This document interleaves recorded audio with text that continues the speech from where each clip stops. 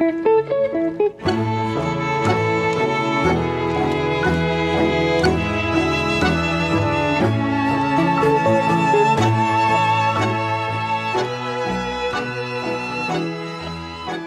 some of you might know, I recently got married.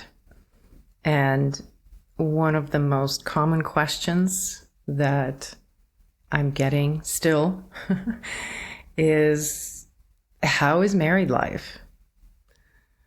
Some people follow that up with, is it any different? And to some extent, I know that question is just what you do when somebody gets married. But it also made me consider that question a little bit more thoroughly, because I don't want to just say, oh, it's the same. So I've been thinking somewhat about what I feel different now, being a married woman versus when I was just living with my boyfriend, which also sent me down the path of sort of thinking about who I was before I met my boyfriend and who I was as a single person. And lately, the conversation in Tango, at least in my community, has been about issues of jealousy, which I think anybody who dances Tango and is also in a relationship will experience feelings of jealousy. Sometimes it's partners who are also dancers together, and they have to deal with issues of jealousy going together to a milonga. Or it's one partner is a dancer and the other partner is not, which is a more complex challenge for sure, because you're not only dealing with jealousy, but you're also dealing with somebody not necessarily understanding what tango is about.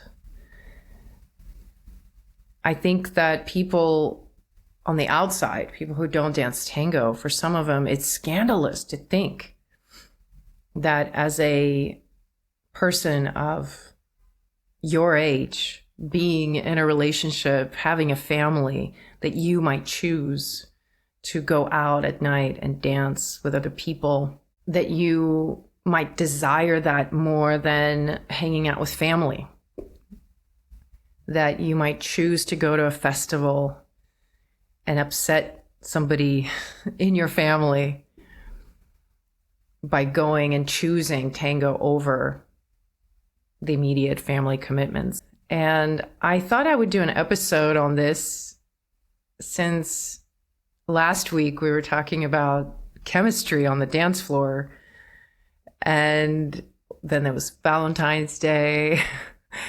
And I thought, this is a good time to just revisit the topics of jealousy. And I think I keep coming back to this particular topic because it's such a catalyst for so many things that happen in tango. In some ways, I see it as the thing that makes the world go round. It's such a profound and deep and sort of acute experience for many people. And I'm sure I'm not going to cover all of it in its entirety, but I wanted to share my own experience with jealousy and how I figured my way out with it, how I made my peace with it, let's just say. And welcome to the Tango Banter. As always, I am Yelizaveta. It's good to have you with me. If you're not already signed up for my private Facebook community, where we get to talk about these things in real time, check it out. The link is in the show notes. Would love to have you. So we had this recent conversation about jealousy in my group, and some people reached out to me afterwards and shared more intimate details of situations that they are in.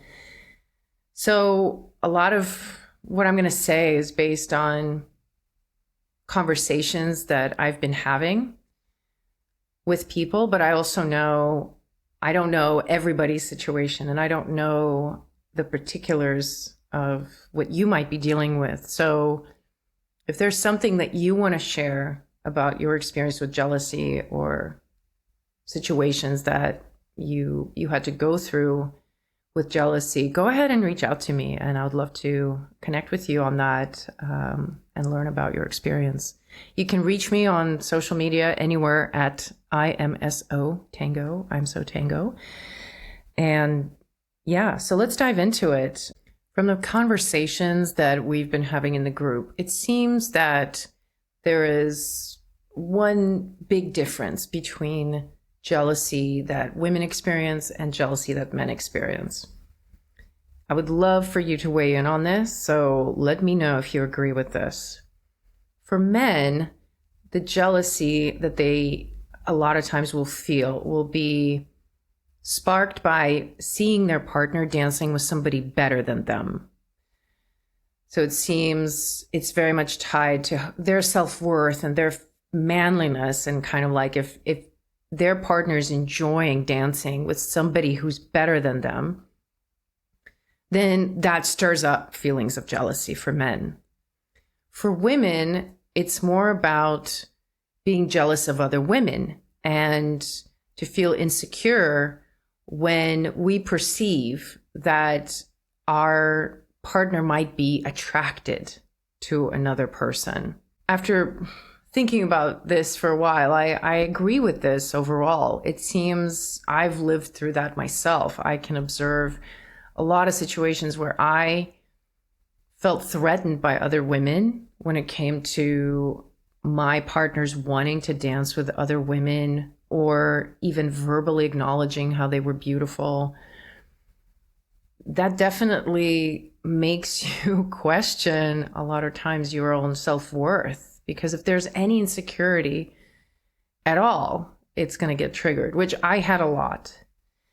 And in this episode, I'm going to talk primarily about women, because I'm a woman, because I can speak to that experience a little bit more directly. But stay tuned for another episode on this topic that I would love to do with Alex, and he will speak for the men. When I think of jealousy, one memory stands out in particular. I was at a party in Buenos Aires a number of years ago, and there was this guy there with his girlfriend. And the guy was some sort of a tango professional / judge. He was very proud of the fact that he was a judge for some sort of festival or competition. And his partner was this beautiful woman, young woman in her probably early 20s. And she was just gorgeous and very aloof. She didn't talk to anyone. And this guy kind of had this flamboyant, very outgoing personality, talking to everybody very loud.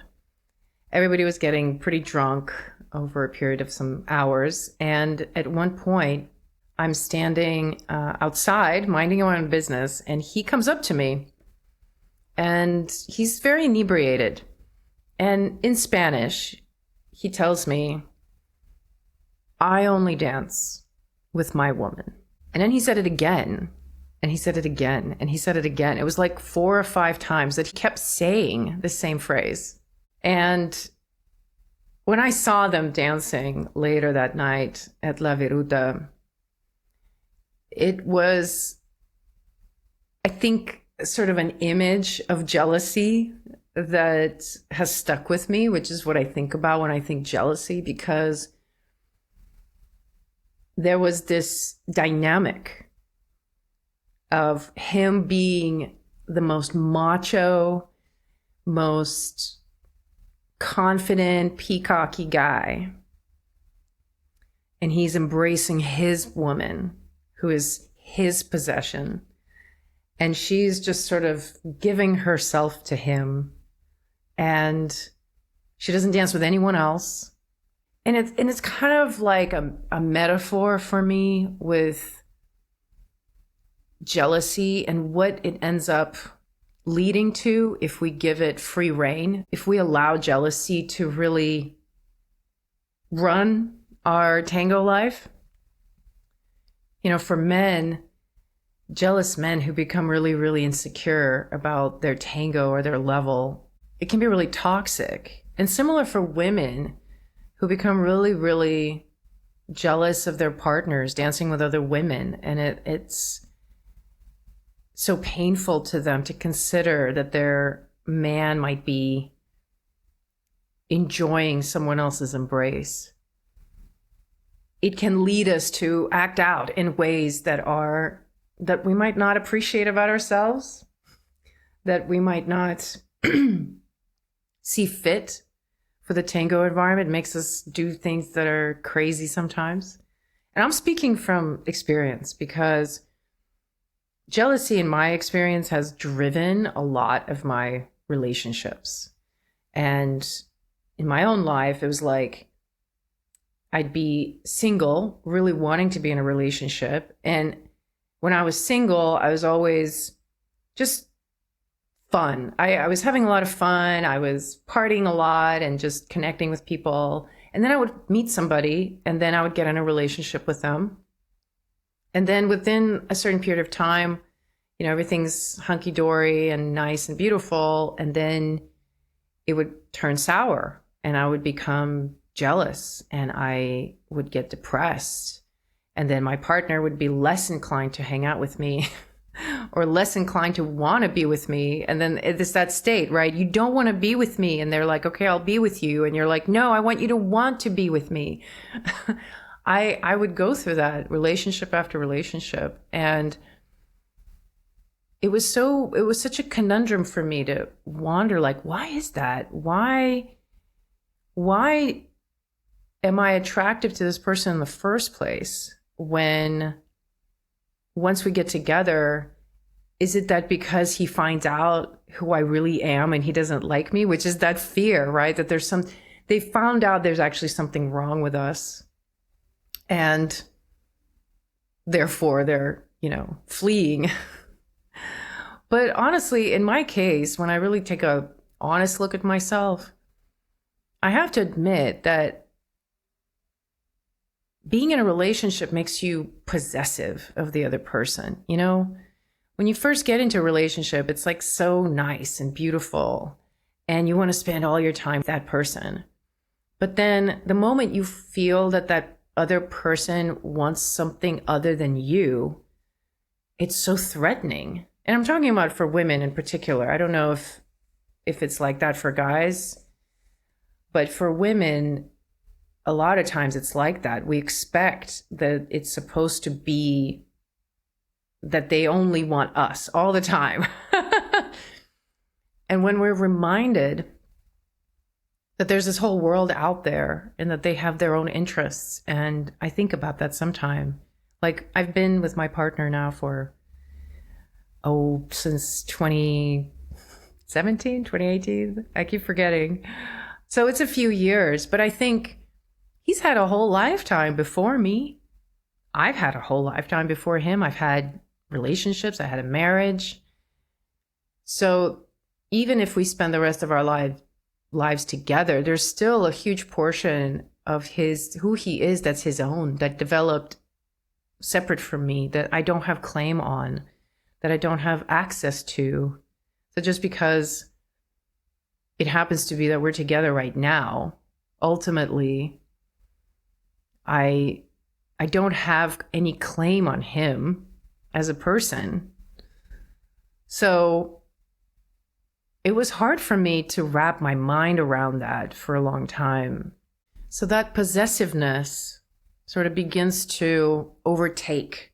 That's what happened for me. Like, I'd get into a relationship and I would love that person so much, and I'd just be so into them that everything I did was for them, and my whole focus just became about them.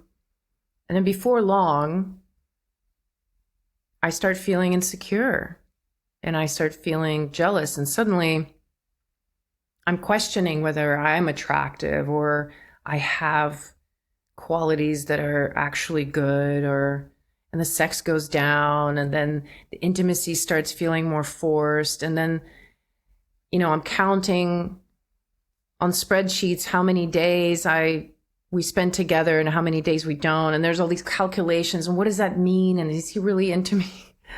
It's so demanding. It's so time consuming. And it doesn't really resolve in a good way. I mean, for me, it always resolved in me just leaving eventually and saying, well, that just proves that this person doesn't love me. But eventually, I had to realize that there was a difference in me. I was a different person when I was by myself, when I took care of my own needs, when I had a lot of solitude and had a lot of freedom, and I was bored a lot, and I had to kind of come up with stuff to do on my own. And part of it, when we're in that state, we get anxious because we want companionship. And we feel like, oh, companionship is just going to resolve my feeling of emptiness. But when you're in companionship, when you're with that other person, don't you miss your own time, your own sense of self, your own interests even? I started asking myself, what would it feel like if I were single right now when I was faced with jealousy?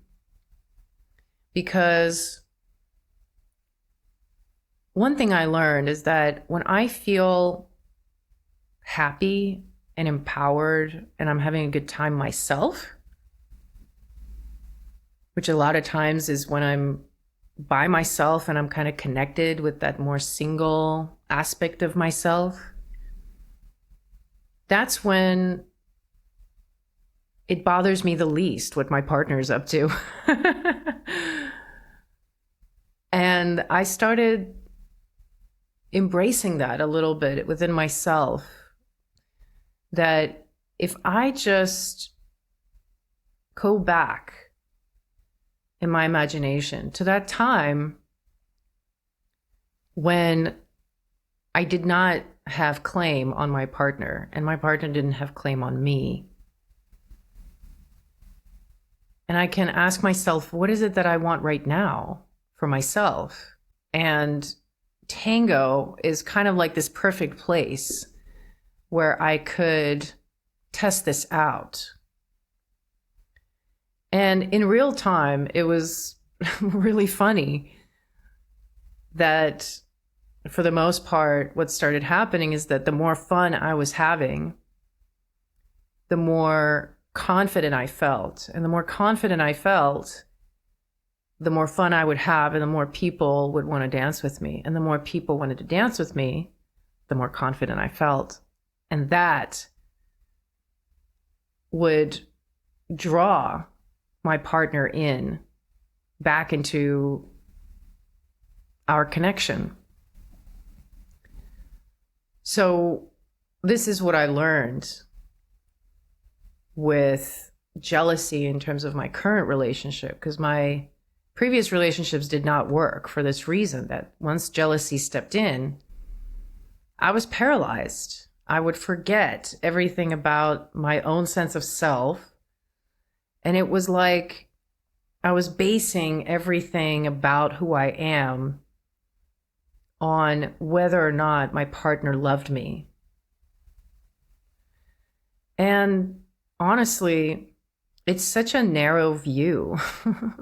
Ultimately, it's such a small fraction of who we are, the relationships that we're in, our partners. No matter how many years we've been with somebody, I think we have to remember that we are our own person first. We came into this world alone, and we were by ourselves, alone with our thoughts for many, many years before this other person came in.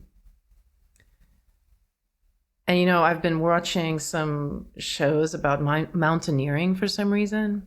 And this one person said that they love mountaineering because it gets them to face death and make peace with death. Because when you go out into the mountains, you're dwarfed by the grandeur of nature, and you have to face the fact that life is meaningless in certain ways, that it can be snuffed out in such a short time, and you're at the mercy of the elements, and you have to make peace with that. And I thought that was interesting. And I thought, what is that equivalent that we face when we go to Tango and we experience that jealousy? Because I think jealousy is kind of like the fear of death.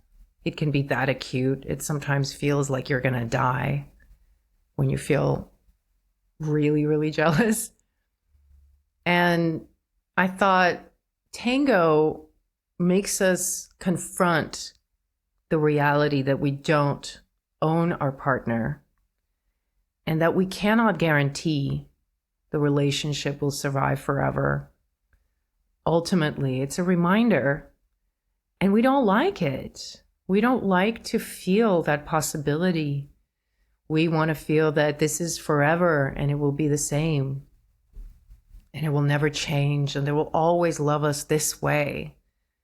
And it's not that Tango somehow turns people into something they're not and causes them to behave in ways that are bad. It induces some sort of dark side in us. No, I think Tango is just a lens. It's a magnifying glass. It exposes things. You know, when people start Tango together, if they break up, it's not because Tango made them break up. It's because Tango revealed some inadequacy in the relationship that just made it not viable. And I think a lot of women believe that men are just going to embrace another woman and suddenly forget about their relationship, or they're afraid that they're not going to be able to control themselves or control their body. But again, it comes back to they're their own person, and how can you reconnect with what it was like for you for a majority of your life or a big portion of your life when that person wasn't there? Like if you saw your current partner 10 years ago, 20 years ago, before you knew them, you saw them in a room and you saw them having a good time with someone, it'd be like, okay, who cares? Like when Alex and I met, actually, he, the way I remember it, we actually have conflicting accounts of how we met. I was passing by him at a milonga and he grabbed me by his hand. He like grabbed me on the elbow and he's like, hey. I said, hey. He's like, I'm sorry we didn't get to dance.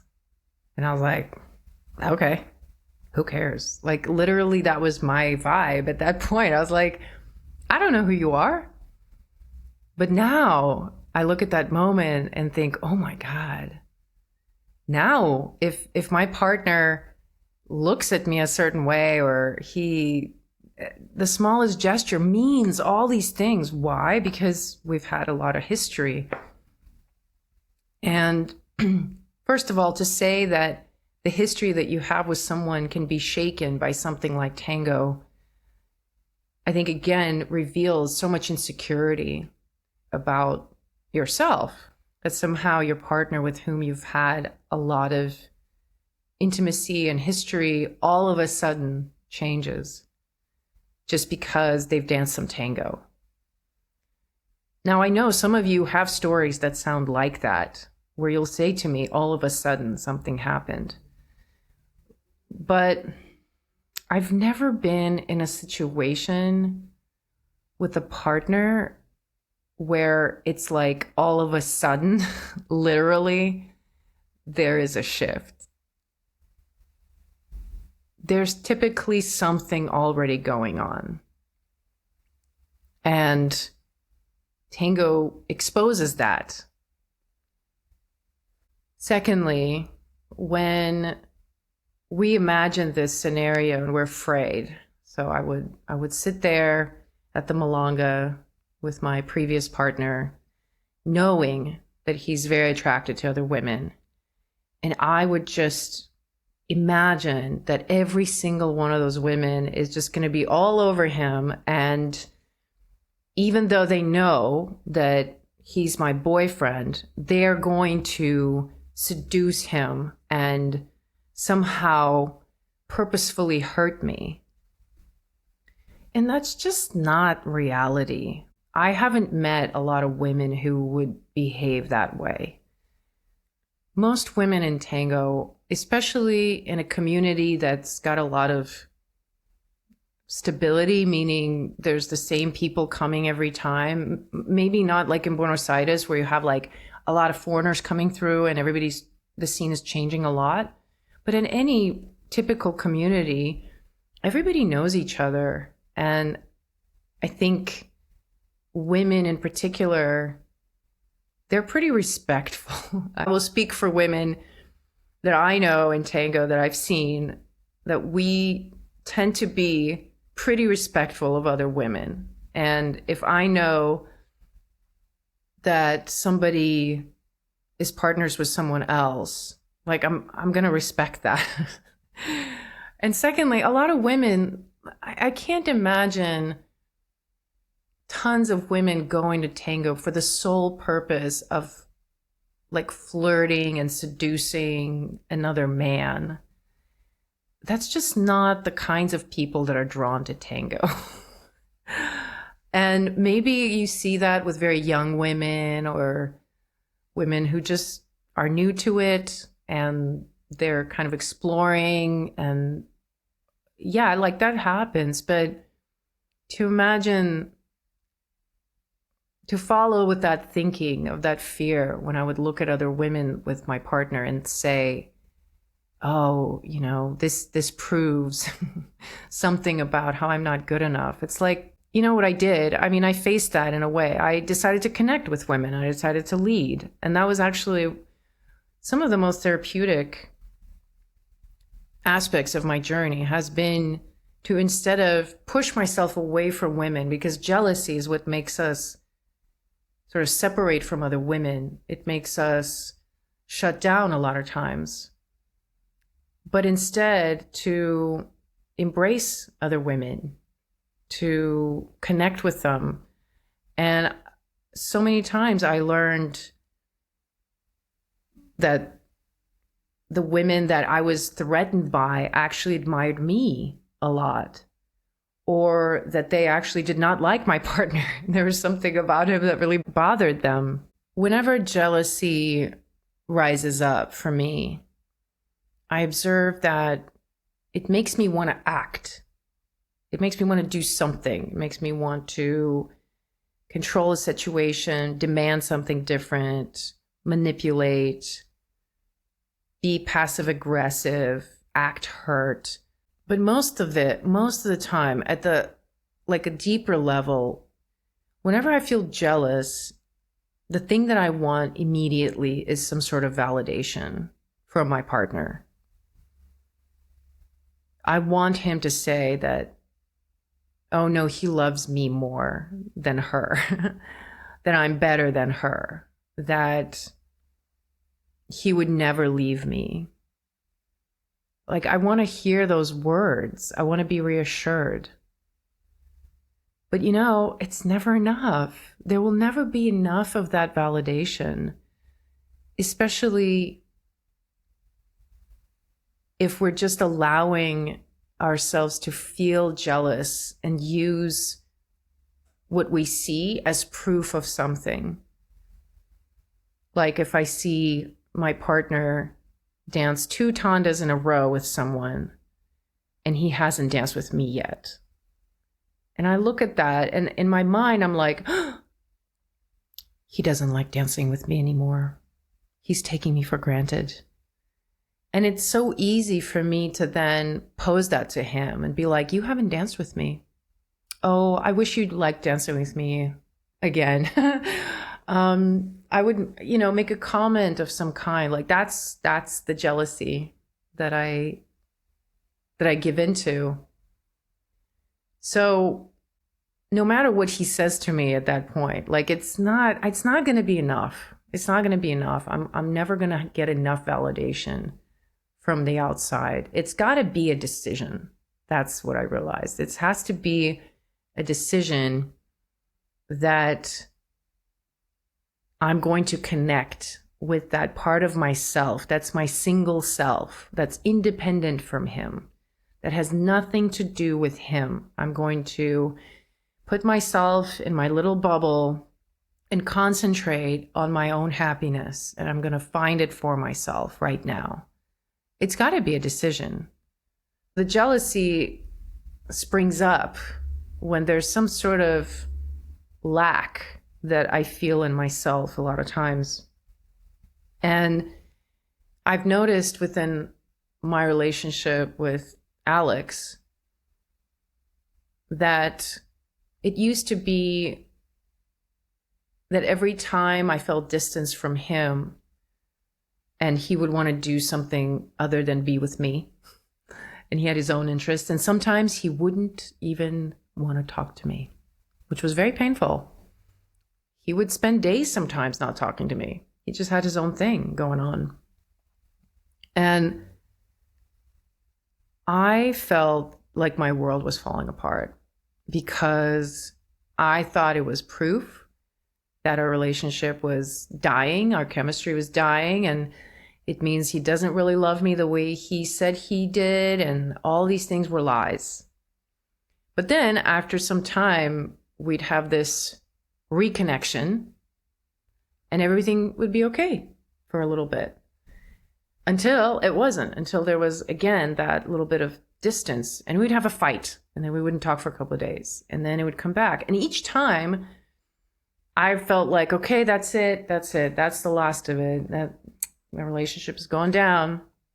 But then we would reconnect. And I think what is different about our married life versus before being married is that I've really accepted that as the natural cadence of a relationship. I think this connects really well to how Tango works too. In Tango, you have to be connected with your person, but you got to be on your own axis.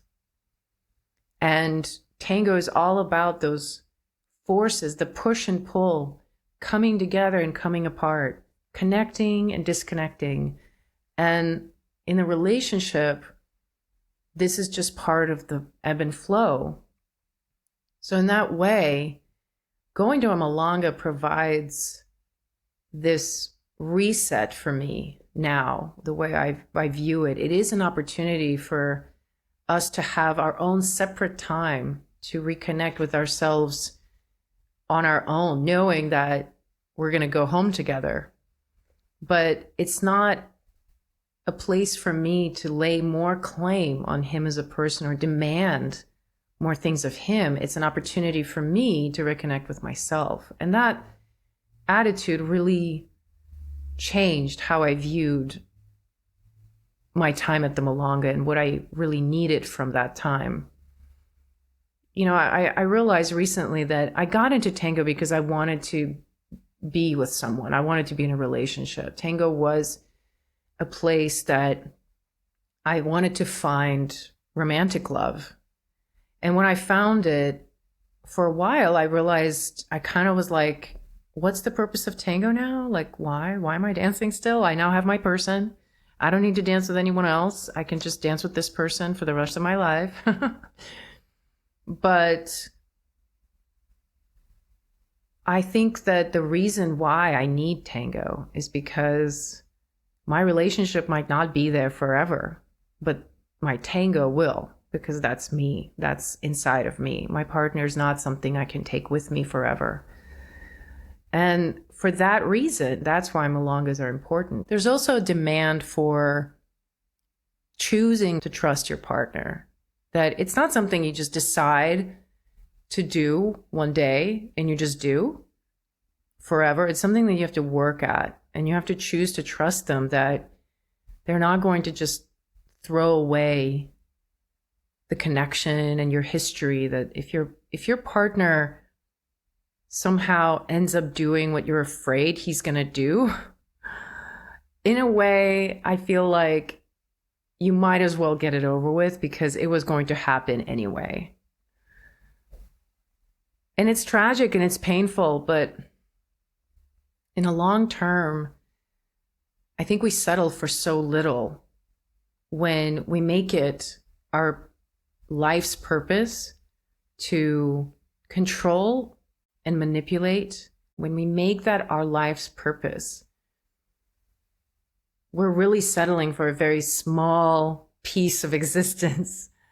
That's kind of what I realized for myself, that I'm so much more of a person beyond my relationship. Like, even though I'm married, even though I'm with this person, intimately connected to him for as long as I possibly can, I still am bigger than that. And Tango is a reminder of that. Tango is always there to articulate that to me whenever I forget. There's also that trust that you can work it out. One of the things that in my community came up a lot was this demand and requirement for communication. That if we are to deal with jealousy in a proactive way, especially in a romantic relationship, that there needs to be ways of communicating and working through it. And we all have to learn that. It's not easy. It's not the easiest thing to learn. And it can be kind of embarrassing and painful as you learn to communicate with your partner, but it's so worth it. And again, we might be afraid of Tango because somehow Tango makes our partner do something that we don't like, and they behave in a way that we don't like. But again, Tango just reveals what's already there. And if you end up witnessing your partner doing something inappropriate that upsets you, you have an opportunity to work through this and talk through it and take your relationship further along. And that's what I practice myself. For me, I don't like exposing my weaknesses. And whenever I feel jealous, I feel that's a weakness of mine. I don't like being that person who's jealous. I don't like feeling that way. And I don't like admitting to it. But unless I do, I don't have an incentive to change it. Because when you admit to it, you're taking responsibility for what you're putting out. And our overall goal, especially when we're thinking about relating to our partner and being in Tango, is to have a healthy relationship with our partner that is also supportive in the community, where the relationship with your partner can overflow and have a positive impact on people in the community. I've always admired and respected deeply couples in the professional tango world who have stuck together and have obviously figured out how to create a sustainable relationship, because the dramatic breakups and the consistent violence that can happen because of jealousy and Tango is epic. We've all heard the horror stories, and I think maybe this is why I'm taking this route and talking about jealousy in this way, because ultimately I hope that the more we can learn to deal with these emotions that are super acute and deep and terrifying, really, if we can find a way to deal with them, we can prevent a lot of these situations that happen.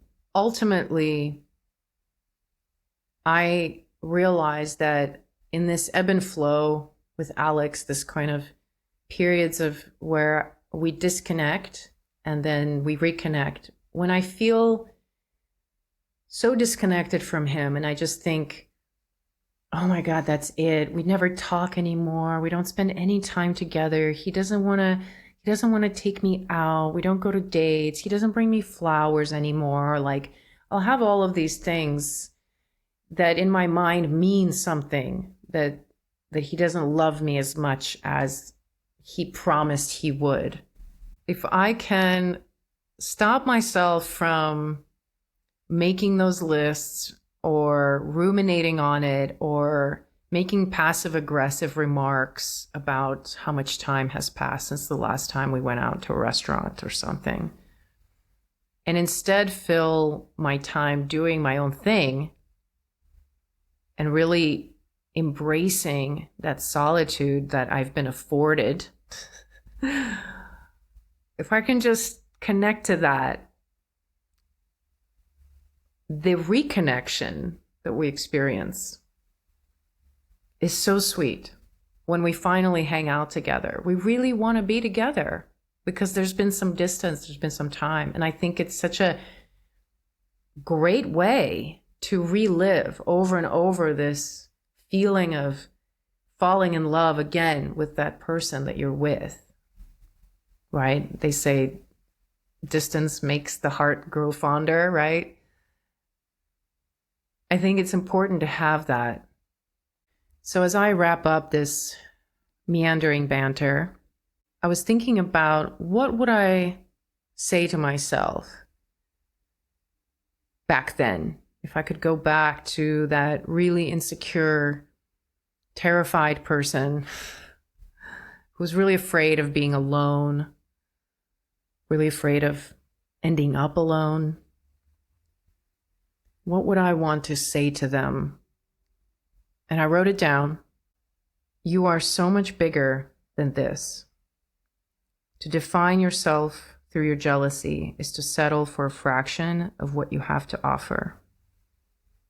You are not your relationship.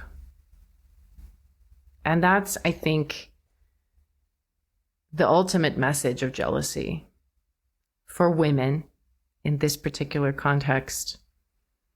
How to deal with jealousy, how to use it as a fuel for your own evolution as a person, creating your own life, your own experiences. Remind yourself that you're not your relationship and you need time for all of your other aspects to manifest, to be a complete person. You need time to have friends, to connect with other people. And even the fact that you might have a partner that supplies a lot of your emotional needs, it doesn't make sense to rely only on one person to be everything for you, because everybody has a different gift to offer, and your partner might be great for some things but not others. And your partner might really need a lot of time to themselves and they need to connect with other people, and you're the opposite. You need companionship. So you have to find that companionship with other people as well, in addition to your partner. And those kinds of practical aspects of relationship is what we kind of have to learn if we're going to overcome or succeed in using jealousy as a fuel for growing, for developing our lives rather than for drama and destruction. So let me know your thoughts on this particular topic, and I'm sure we'll be revisiting this with Alex in a short time. We'll banter on next week. Until then.